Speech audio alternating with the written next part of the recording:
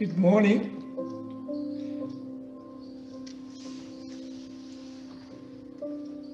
How's everyone doing?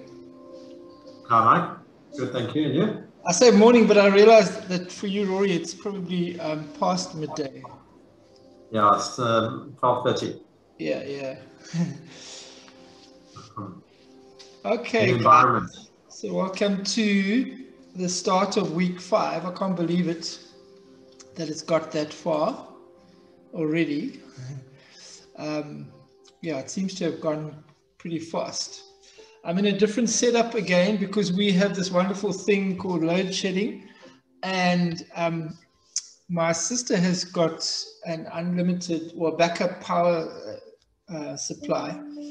So I'm using a space at her house, which is very close to my house. Yeah, so she's got a gym at home, as you can see. So she's lucky enough to have that, and her Wi-Fi won't go off. Mine would have gone off at home. So that's why the change in environment. Okay, guys, so as usual, if we can just find some stillness now and come to this present moment. And as we know that this program is based on mindfulness practices and principles, and why we come to stillness is to try and become more present, and so that we can fully experience what we are experiencing in each moment. And the more we practice that, the more it becomes a natural way of being. Okay, so sitting nice and tall, but as long as you're comfortable, so don't strain and force it. Take your hands to your laps. I'm in a chair today, so I'm sitting on a chair. I'm checking in with my feet to make sure they're about hip width apart, and that they as best as I can are equally weighted. So I'm checking in with that. I'm bringing my eyes to close. If you don't feel comfortable with your eyes closed, then just a soft gaze is okay.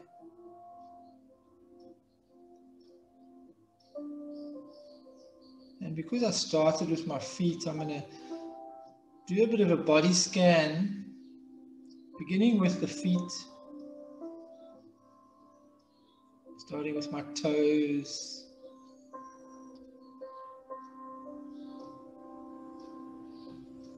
working back towards the heel of my foot, and slowly working up the legs past the calf and the shin, and continuing throughout the body,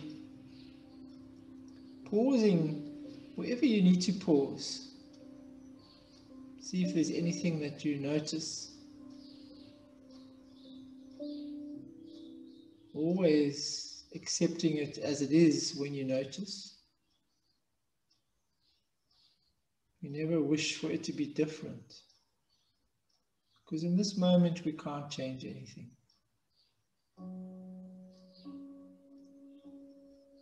Working up past the belly, notice the breathing as you go past the belly.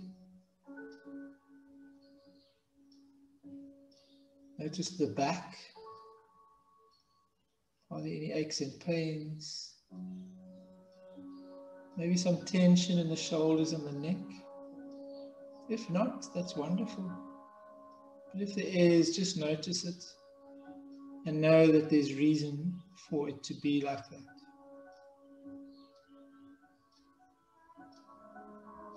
Working your way up through the neck into the head. Not just the space between your eyebrows. Does it feel soft or does it feel like you're frowning?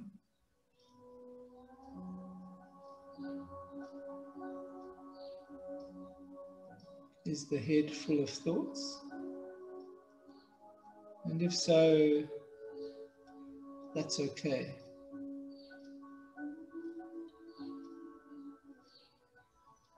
Bring your awareness to your breathing now. We try to breathe always through the nostrils.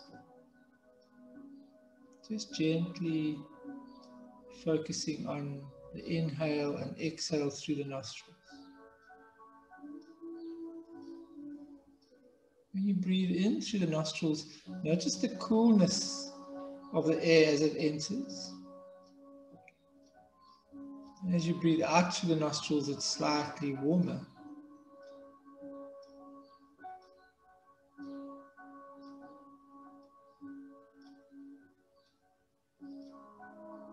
Just stay with your breath for a few moments now.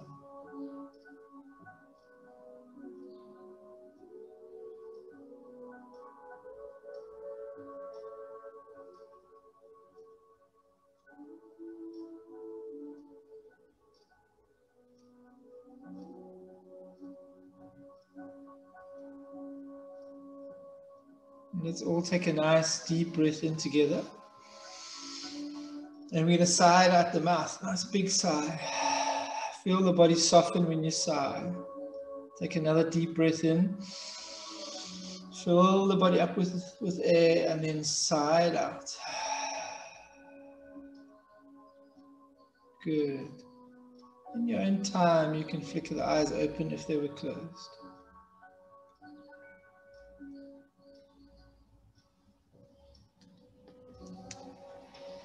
So guys, as usual, we have an opportunity just to check in with each other and share how we're feeling in this moment. It's one sentence, one or two sentences. It doesn't have to be about this program, and it doesn't need to be positive or uplifting. It can be just whatever you're feeling in this moment. And I remind you that we do it for the two reasons of us as a group connecting and starting to understand how connectedness is part of the mindfulness way of being. And then also to practice the awareness. What am I feeling right now? And sometimes we don't need to express it, we just need to notice it. So it's completely voluntary. So for me, I am feeling rather upbeat at the moment. I am like noticing things coming together, just little signs that things are going to be okay. And although I always remind myself that it is as it should be, there is always a little voice sometimes that says, oh, I wish things would go smoother, I wish this happened. And I try to let go of that and just say, it is what it is, and you can't really do much about it. And when you stop forcing or wanting to force or wanting it to be different, and just start to ease back from that, then almost always for me things start to fall in place and it starts to make sense. So I'm feeling a bit of that today. Things are starting to make a bit more sense for me right now. Yeah, and so the surrendering part is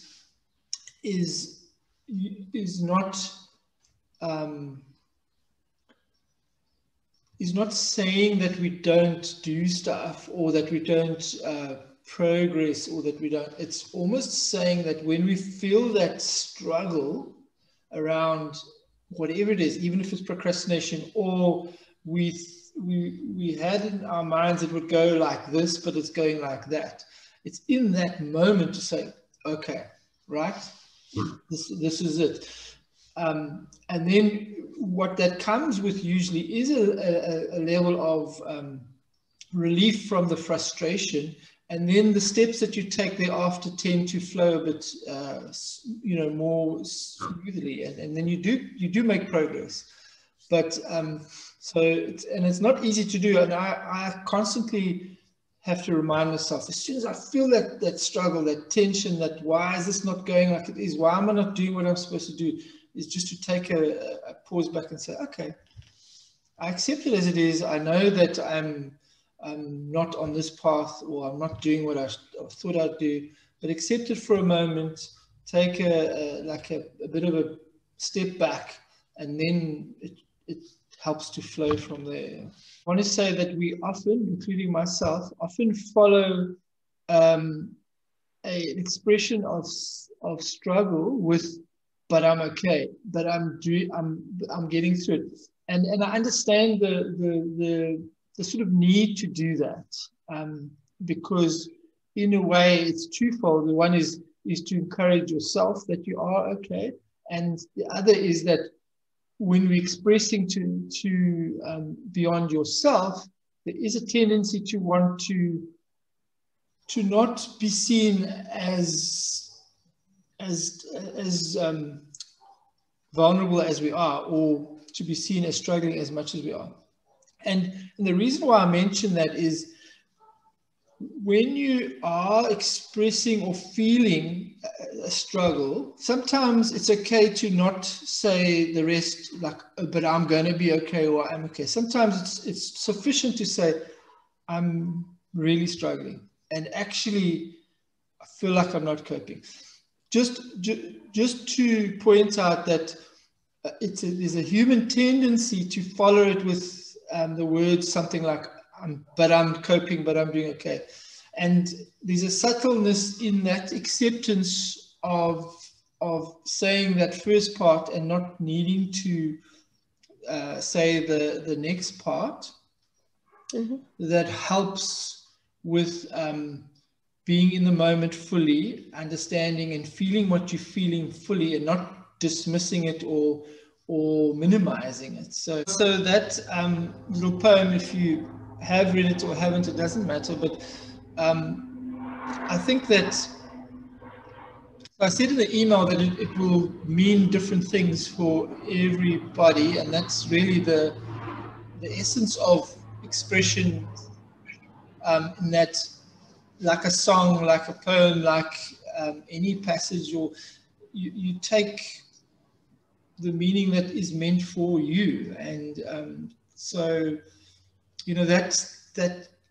that moment where I sat there looking at those pebbles on the beach and saw that red brick in the middle of these beautiful assortment of colors and shapes and sizes at my favorite spot where I always stop. When I had that first initial thought, oh no, it's spoiled now because there's this man-made object in the middle of nature, And it's funny how it was interesting for me how that initial thought changed, and I went to a place where I was like, but what about the red brick? How, surely the red brick also has a place. So, and then further to that, it was all about our lives, if we open enough, will lead us to a place of meaning and of purpose, and it may be completely different to all our initial thoughts and desires and aspirations. Okay, thanks all of you for having the courage to share, and it is courage, and it is sometimes difficult to just be in the moment and say exactly how it is you're feeling, but always wonderfully healing to do so. So I encourage that. And what happened to me when I first started this journey of mine many years ago is that when I started to remind myself that it was okay to feel what I was feeling, and then over time to also express what I was feeling. And obviously within, like I was still deeply in the corporate space when I started this journey many years ago, and you know, I wouldn't suddenly blurt out in the middle of a strategic meeting that I was feeling pain and suffering because of an argument with my spouse or something. I wouldn't. I would, but slowly over time, I worked out that the authenticity around noticing what you're feeling and being able to express it was powerful. And the more I did it, the more I was at ease doing it, and the more I noticed people around me starting to do it as well, because it was almost like because I did it first, they felt I can also follow. And so it was a really profound moment to observe the surroundings when I started to do, because initially I thought, well, people are not going to want to know this. People only want to hear that you're okay. But actually it gave others permission to be authentic as well. So thank you for that. So today's outline of where we are continues with the acceptance phase. So last week was acceptance. This week is acceptance. Last week was simply saying there is a valid reason for all of my traits, behaviors, thoughts, and emotions, right? We didn't necessarily want to explore what that is, but we just needed to acknowledge, affirm, and validate that there is valid reason for why we do things as we do them now. And we understood that it was from a lifetime of experiences that led us to this point of ways of being, of thought patterns, of behaviors, of emotions, of how we interact with people. This week and last week we started to say, okay, what are the key ones? What are the big ones? What are the ones that the theme is consistent? It comes out in all different types of scenarios, a similar theme. So we want to just try and sift through what we've observed and hone in on a few. This week, we want to try and see if we can trace that pattern, that trait, that behavior to an originating source. Like, where did it come from? And not always are we going to be able to do that. That's the first thing I want to say, and it's okay if we can't.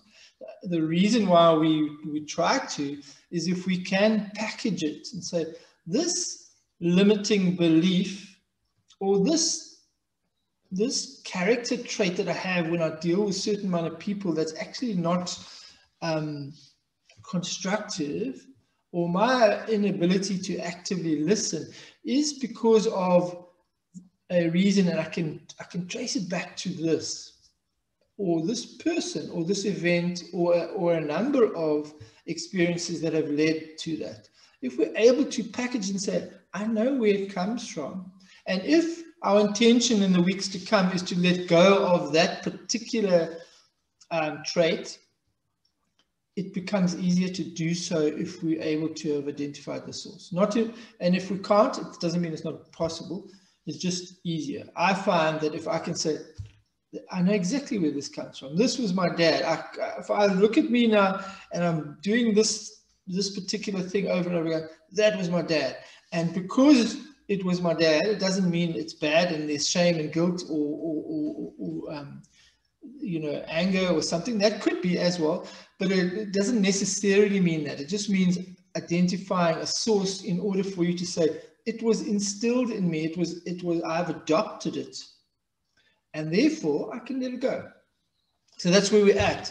And I feel like there is opportunity to identify the originating source. Sometimes it won't be. And sometimes that is because you just don't even remember when you don't even remember a time that you didn't do this particular thing or think in a different way. And sometimes it's because we've suppressed, maybe it's too painful, maybe it's something that we've suppressed, and that's okay. And when we get to the sort of adjusting healing part, we can explore things like and say, well, what options do you have to maybe let go of this, even though we don't know where it came from or we've suppressed it. Just remember that in the weeks, so the first week, all we did was observe, how are we feeling about joining this program? Are we feeling anxious about it, unsure, excited?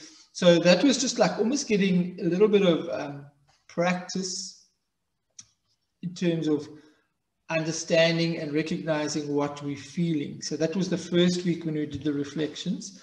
The second week reflections were about interactions with others. Is there a difference between how I interact with person A versus person B? Is there a difference in terms of how I am feeling and therefore the way I express myself in different environments? Is it like, how am I with my spouse versus with my colleague? How am I with my child versus a sibling, right? And becoming aware of the pattern around that. You know, sometimes as we discussed before, we feel the need to impress or to be on the same level as the other person because we feel we're not. So therefore we say and do things actually that are not really what we want to say and do, but there's a need. So identifying all of those key patterns and traits around interactions with others was the week 2 observations. And as we said in that week, is that interactions with others gives you such a strong indication of you, like what's going on with you. Where are you feeling less than, or where are you feeling that that level of anxiety that makes you do and say things that are not authentic. So interacting with others is like a mirror. We often project ourselves onto others. We see things in others that irritate us perhaps, but actually it is something in ourselves that is causing that irritation. So week 2, observing the quality of our interactions with others. Are we good at active listening? Are we completely surrendering to the other, and so that we can fully listen with our heart and ears? And then week 3, it was moving towards thoughts. What are those regular thought patterns, even if we're not with somebody, but we're just sitting on our own? What are the thoughts that come up? When there's an event that's about to happen, what are the thoughts that always come into your head? Are they limiting? Are they encouraging? And what words are they? You know, what words are you recognizing? And we spoke about thoughts, about the fact that a good 80% of the thoughts are completely bizarre, irrational, have no grounding, no real, they're not valid. They just come in, right? And but we said that the problem with that is that there's a psychological process of thoughts triggering emotion, emotion triggering behavior. And if we're reacting to those 80% junk thoughts, then we are potentially behaving in ways that are completely bizarre for no reason, for no good reason, right? Because the thoughts that started it are invalid. And once we start observing the thoughts more closely, we're able to slow down that process. We can see the thought coming in, and because we're practicing observation, we can say, I see you thought, I'm not going to fall for this. You're trying to take me down a path that's not valid, and I'm going to stop you right there. No emotion gets triggered, no behavior gets triggered. So that was the importance of observing the thoughts, and it continues to be important throughout your journey because of that process. It triggers emotion, it triggers behavior. So the third week was about observing the thoughts. And then together in that week, we said, let's have a look, let's stand back and draw a bit of a map of all our inputs and outputs that affect our well-being. Nutrition, dialogue, energy, nurturing, support, media. What are all of those things? And that one often brings out one or two interesting observations, even though most of it you will know off the top of your head, this is what I do, this is what I consume, this is how, but if you're sitting with it and you observe it from a distance, there's one or two things there that usually come up and you say, okay, sure, I didn't, you know, I knew it, but I didn't really take notice, and maybe there's something I need to tweak here and there, because that input and output balance or imbalance affects your overall well-being, which then exacerbates the other factors like limiting beliefs and like how you interact with others. So that's what we also did in week 3. So now in this week, what we're trying to do is have a look at some of those observations from the first 3 weeks. Pick out some of the more significant themes and patterns in there, and see if we can trace it back. Who do we recognize in ourselves in those behaviors? Or that thought that keeps coming in. If we listen carefully to the words, and if we look at the animation of it, maybe we can say, wow, that was that person that used to speak to me like that, or that instilled this thought pattern. So that's all we want to do. It's an acceptance. Firstly, last week, that is valid reason. And now we're firming that up by saying that valid reason is this, if we're able to find that. Otherwise, we leave it as it is. Okay, so that's where we are in the program. And it is a place that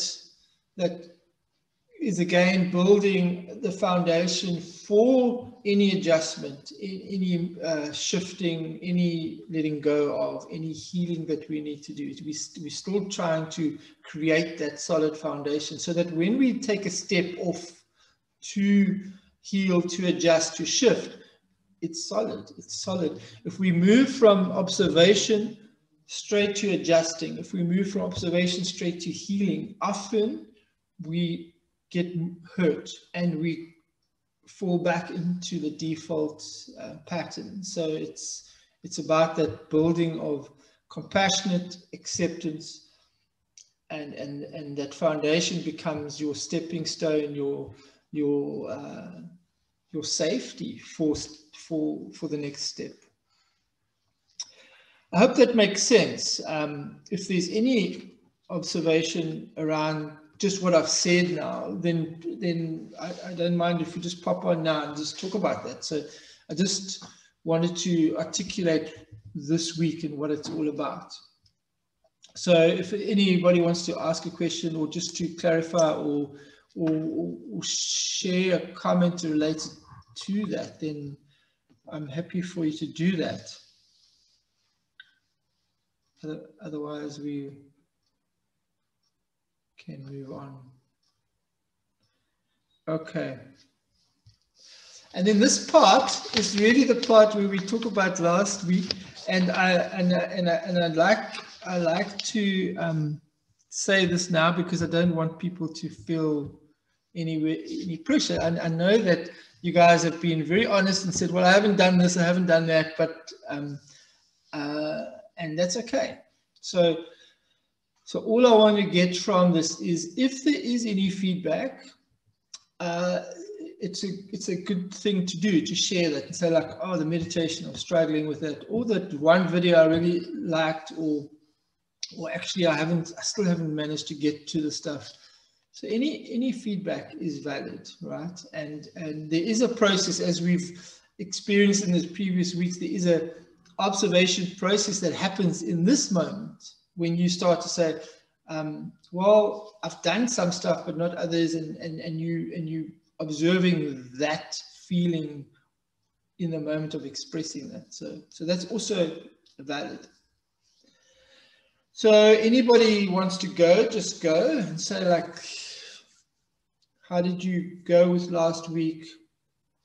Anything interesting you want to share? Any concerns, questions? It comes to the other in our lives, past and present. And I've said this before, when we find it in our hearts to compassionately accept the things about ourselves, it doesn't mean we don't want to work on them, but to initially just compassionately accept it and say, there is reason for this. It's not because I want to be doing things that are not constructive, not good for me and not good for others. There's reason. And to sit with it and say, I accept this, and I'm holding my own space for my own heart to say, I accept this. And as we do that, instantaneously, immediately, you start to see others differently, because that compassion just spills out of you into others. And then you start to think even, wow, okay, so if I'm seeing my traits and perhaps my imperfections, and I'm holding compassionate space for it, then why not for others, right? Because they also, you don't know their story and you don't know why they are like they are, but that compassion starts to spill over. Again, yeah, thank you. It doesn't mean that you accept, it doesn't mean that you're condoning bad behavior of yourself or others. It just means that there's a level of understanding and compassion and empathy. Yeah. Okay. Yeah, so that one video, Brene Brown's TED talk on vulnerability, became quite it's talked about a lot in the industry of healing. And yeah, there was another one on there, if you haven't watched, it's called The Samurai and the Fly. And it's a very short one, but I really enjoyed watching that, because I resonated with that one. So if you haven't watched The Samurai and the Fly, then give it a watch. Okay. So I'm happy that we leave it at that, if there's no other sharing. And then we can move on to a bit of a practice. And I'm seated, so if you guys are also on chairs, it'll work out well. But if you're on the floor, like I usually am, it's also fine. Okay. So again, always just finding space, finding your body on your chair, on the floor, coming to a place of stillness. Make sure that you're properly grounded through your feet, and taking your hands somewhere where it's comfortable. Check in always with your shoulders. Our shoulders tend to be an illustration of how we are feeling. So check in there, see what's going on with your shoulders. Try and let those relax. I like to think of them falling down the back, and then that also brings the shoulders back a bit. So the shoulder blades falling down the back. Neck is neutral, which means there's a slight tuck in the chin, so there's a straightness behind the neck. And then just close the eyes for a moment so that you can connect with your breath. Notice the breath and hear the sound.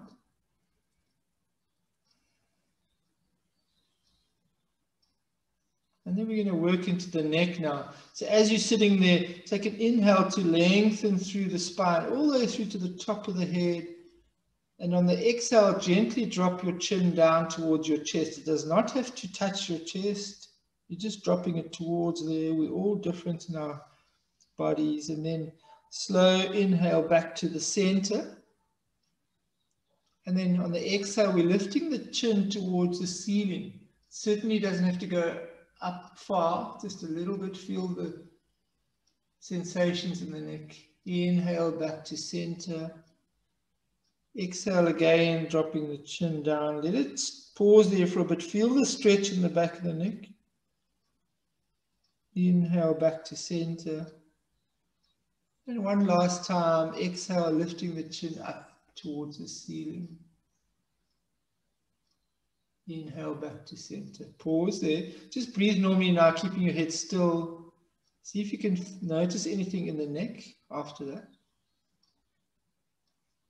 And then again, a nice inhale to lengthen through the spine. Picture a string pulling the crown of the head up. And on the exhale, dropping your right ear down towards your right shoulder. Shoulder stays down. Inhale, bring the head back to center. Exhale, left ear drops down to left shoulder. Feel this stretch in the side of the neck now. Inhale, back to center. Always with breath, guys. Exhale, right ear to right shoulder. Inhale, back to center. Exhale one last time on the left. Pause there. And inhale back to center. Nice. Just notice again. And now taking your fingertips to the top of your collarbones. So you're welcome to keep your eyes open so you can just watch, and then once you know the process, you can close again. So on the inhale, bring the elbows forward in front of you. The elbows can touch if they do, if they don't, it's okay. On the exhale, we're rounding towards the back. We're opening the shoulders really wide. Inhale forward. Take it slow initially. You can, as you feel a bit of warmth, you can feel the space get a bit more. And Rory, if you were paddling this morning, maybe your shoulders are a bit tight, but just take it slow. Keeping the hands on lightly on the collarbones, and always with breath. Deep inhale coming forward, slow exhale coming back. Inhale forward, exhale back, forward, and back. Just do two more. Inhale, come forward. Exhale back. I'm hearing all sorts of cracks and creaks in my shoulders, old rugby injuries. And one last time, and then let it go. Shake it out. Nice. We're going to do two more stretches when it comes to the shoulders and neck. So we're trying to get to the spaces where the tension sits. This first one is called eagle arms. And I'm going to take my body to the side for a moment. I'm going to wrap my right arm underneath my left arm, right? And then from there, you're either going to get to the point where your hands touch, the back of the hands touch together, or if it doesn't reach, it's fine. You're just trying to get the fingers both facing up. If you are able to wrap the hands so the palms touch like that, then that's in the full expression of this, but it's not really necessary. Back of the hands is fine, and even if they don't touch, it's fine. And once you've got that, you are going to now move the elbows upwards to shoulder height, right? So upwards to shoulder height, and then take the elbows away from the body. So now there's a stretch around the back of the shoulders, the shoulder blades. So up to shoulder height, away from the body. And we're going to stare directly into the forearm. So take your concentration there, or close your eyes. And we're going to try and take 5 nice deep breaths here. Notice what you're feeling in the back, in the shoulders, in the arms. Maybe it feels like a struggle to keep the elbows up. That's fine. Just accept what you're experiencing and breathe. Deep breaths.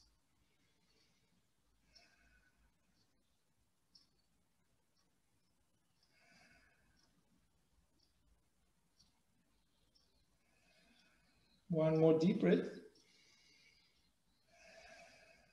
And then unravel, shake it out, let it go.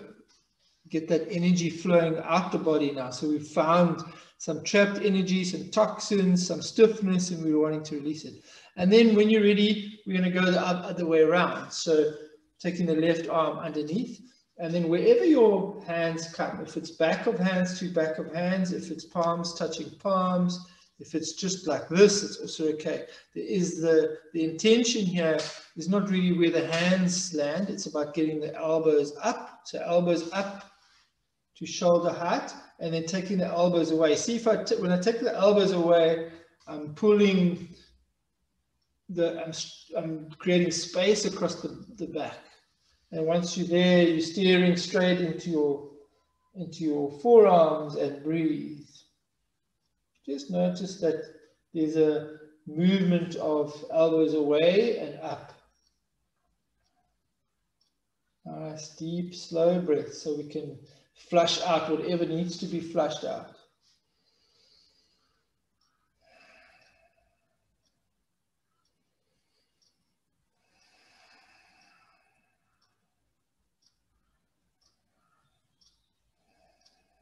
Two more breaths.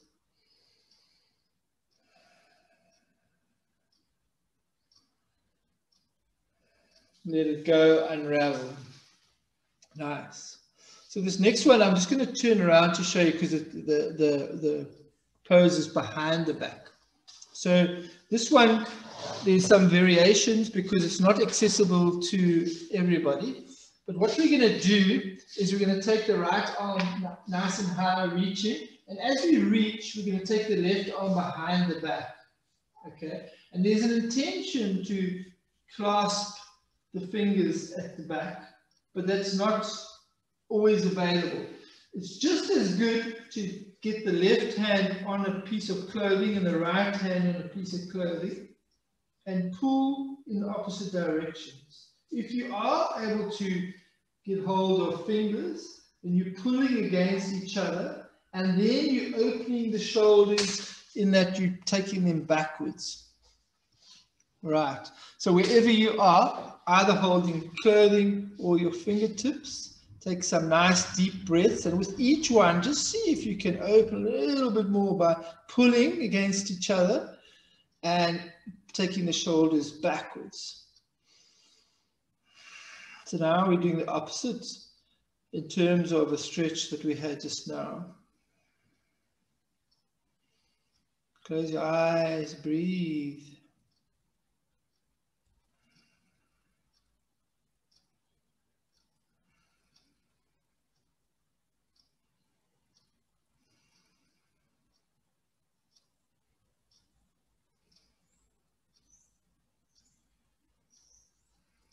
One more deep breath. Unravel, shake it out, shake it out. And then you do the opposite, the other side. So left arm reaches up nice and high, and while it's reaching, the right hand is behind the back. See if we can get hold of the fingers or just get hold of clothing. The top hand pulling the clothing up, the bottom hand pulling the clothing down, and then open the shoulders. So wherever you are in this posture is good enough. So just keep taking attention to pulling away from and back, and breathe.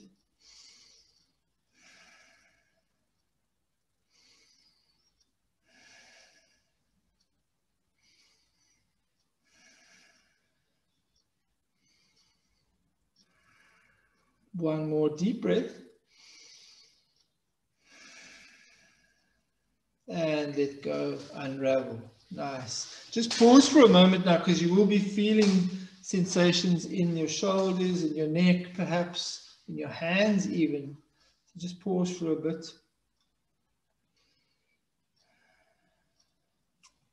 Right.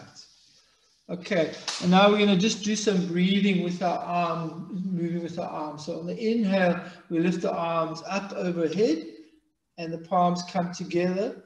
Pause at the top. Exhale, hands are coming all the way down to the center of the chest, to the heart space, and you tuck your chin, look down. Pause when you're on empty, and then breathe.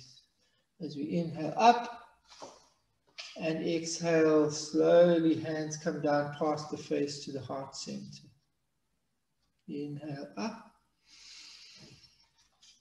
And exhale, nice and slow down. Inhale, reach. And exhale slowly down. Inhale, reach. And then we're going to side out with cactus arms. We know how we do this. We just take the elbows back.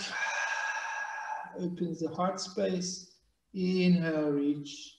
Hold. And exhale slowly down to the center of your chest. Press the thumbs against your sternum. Just breathe. And then take your hands to your knees. Keep the eyes closed for a moment, and I'm just going to take you through a breathing exercise before we end off. This is a breath retention exercise, sometimes called square breathing, where we're going to breathe in for a few seconds, hold for a few seconds, breathe out for a few seconds, and hold on empty for a few seconds. So just take a normal inhale and exhale now to prepare.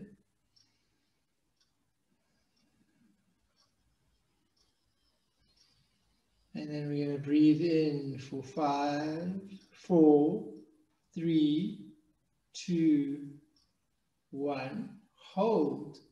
5, 4, 3, 2, 1. Slow release. 5, 4, 3, 2, 1. Hold on empty. 5, 4, 3, 2, 1. Nice deep breath in. 5, 4, 3, 2, 1. Hold at the top. 5, 4, 3, 2, 1. Slow release. 5, 4, 3, 2, 1. Hold on empty. Notice the stillness. 5, 4, 3, 2, 1. Slow deep breath in. 5, 4, 3, 2, 1. Hold at the top. 5, 4, 3, 2, 1. Slow release. 5, 4, 3, 2, 1. Hold on empty. 5, 4, 3, 2, 1. And then just breathe normally. Keep the eyes closed. Notice what you're feeling after that breath exercise. Maybe some tingling in the face, maybe some dizziness, maybe some feeling of warmth in the body, calmness.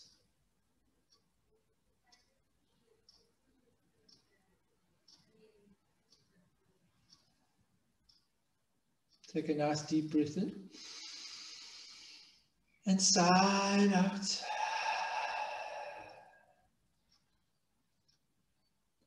And then when you're ready, you can flicker the eyes open. Good. Okay. So this week's mantra is I offer loving understanding for my traits and the traits of others. And I feel like the discussion we had with you, Colleen, just now is squarely in this space. So, you know, use the mantra for the week, put it somewhere where you can see it, you know, try it and you, the mantras work. Mantras work if you keep repeating them, keep looking at them, keep taking them in, use them at key moments throughout the day. And the repetitive nature of expressing mantras starts to change your wiring, starts to change your belief system, starts to change the way that you respond to the world. So mantras are powerful. They may seem like just a set of words, but they are powerful if you use them and if you repeat them and you know, set an intention to notice the words of the mantra. Okay, so in terms of this week and the activities, so obviously again the meditation has moved a bit longer, but if you're not at that level already, it's not really going to make much difference to you. But it does move to 30 minutes of sitting in silence, and it doesn't get longer than this. So this is where it gets capped. But 30 minutes sitting in silence is a bit of challenge. Even for me, sometimes I would struggle. But we did talk about it last week to say that, you know, if you put it into perspective, sitting and practicing awareness, which is what we do for meditations, we're not trying to clear the mind. We're not trying to be in a state that we're not. We're just sitting and observing, and it's a vital skill set to have in order to live more mindfully and to be in moments of joy, even when there's chaos and turmoil. Is about being in the present moment and practicing that. So to do that for 30 minutes in a day may feel a lot, but it isn't certainly, it's not something that should be beyond any of us, actually, to find a bit of time to sit and just observe. So it does move to 30 minutes. I've included the body scan meditation, the YouTube one, from last week as well. So if you didn't get to it last week, try and do it this week. It's done lying down, so you can do it just before bed, put some earphones in and just listen to the YouTube guided meditation. It is an acceptance one, but it also scans, like we did earlier today. You just walk through the whole body and pause and walk through and pause and walk through. It's physically healing and emotionally healing to do a body scan. So try and get to that meditation if you did not last week. And if you did last week, just try do it at least once again this week. Yeah, and then the worksheets that you received in week 1 were the usual ones, like the self-study and the reflection journal, and what we also received in the first week was the joy list and the goal worksheet. So remember to go to those worksheets from time to time, and in particular the joy list. The goal worksheet, you know, with the practice of mindfulness, we set goals, but we allow the process to take us wherever it takes. So if you reflect on it and it's completely different in terms of what you gained from this to what you set in the goals, that's 100% fine. In fact, it's usually how it is. And the process of seeing that is a nice practice anyway, to say like, hey, I thought this is what I was going to get from this, or what I wanted to get from this, and I got something different. To observe that is a nice practice. But the joy list, I encourage you to keep revisiting and remind yourself that the joy that we notice in small moments are sometimes completely missed when we're not present. And so what we're looking for are those little moments of joy. And sometimes the moment of joy is just the fact that you observed something within you that you didn't before. It gives you like a little bit of inspiration. Wow, like I'm becoming more aware and I'm noticing more. That's a joyous moment because it shows that you're shifting and growing and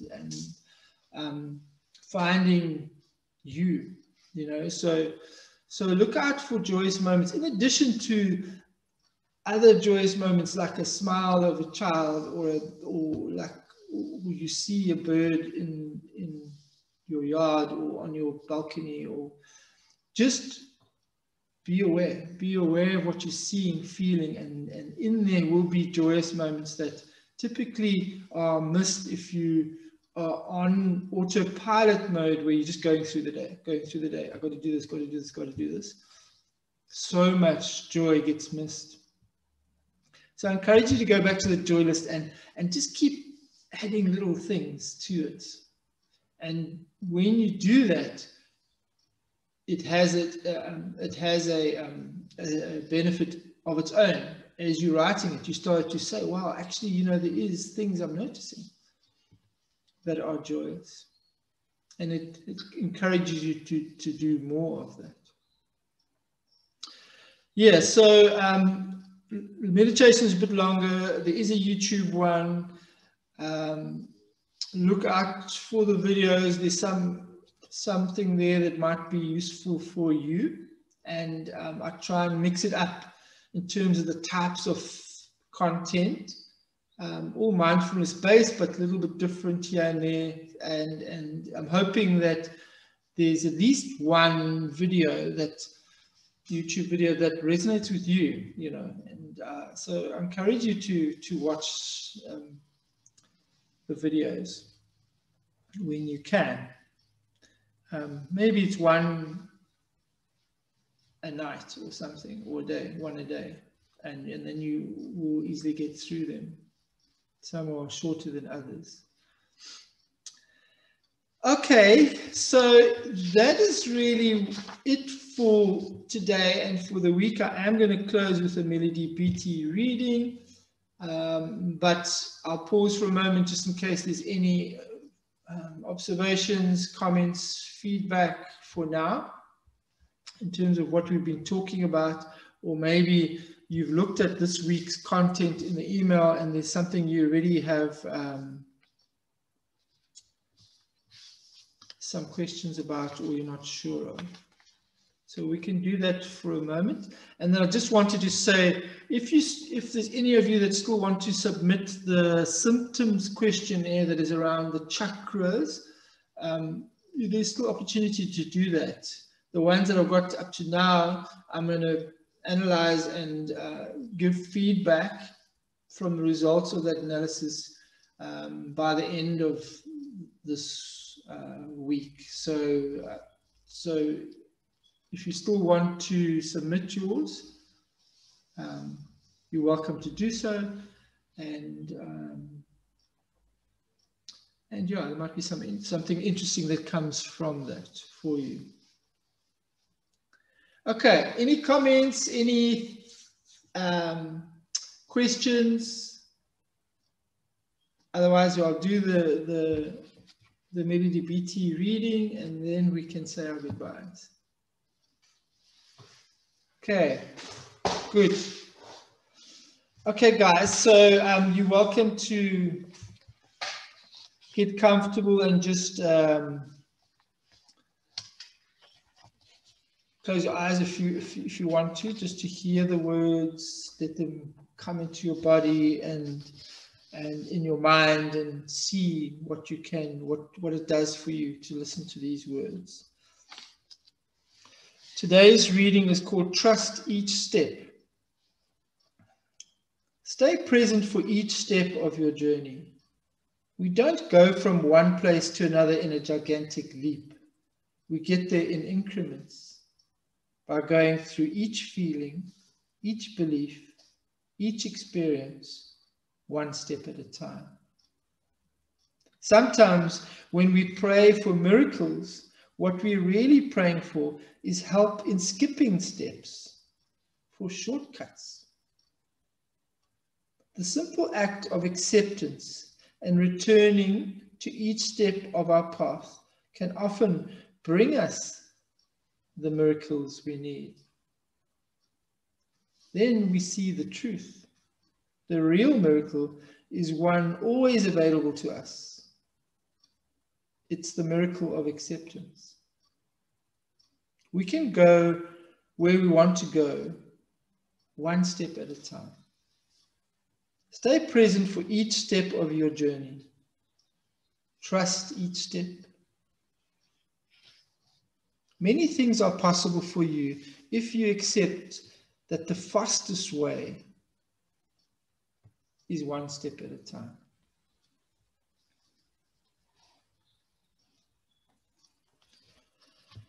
Okay. Thank you, everyone. Thanks for sharing. Thanks for being present. And yeah, we can say our goodbyes. You can turn your mic on or your camera on if you want to do that. And then we can say goodbyes and be on our way.